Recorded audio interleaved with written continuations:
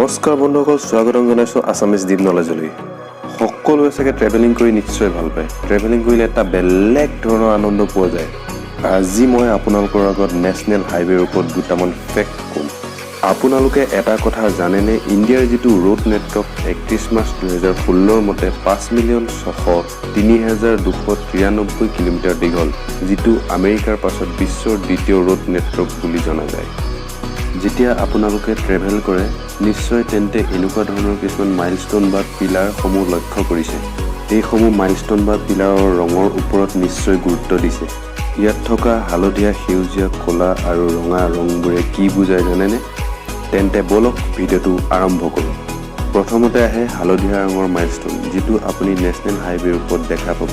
ইয়াৰ এটা কথা হৈছে আমাৰ টোটেল ৰোড নেশ্যনেল হাইৱে 1.4% হে নেশ্যনেল হাইৱে, কিন্তু 40% ট্ৰেফিক সদায় নেশ্যনেল হাইৱেৰ ওপৰত থাকে।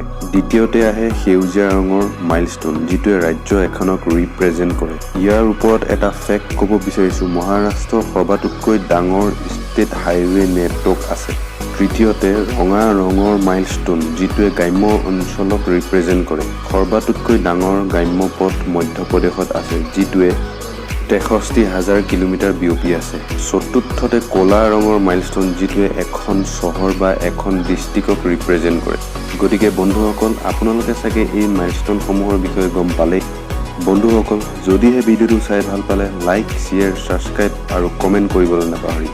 ধন্যবাদ।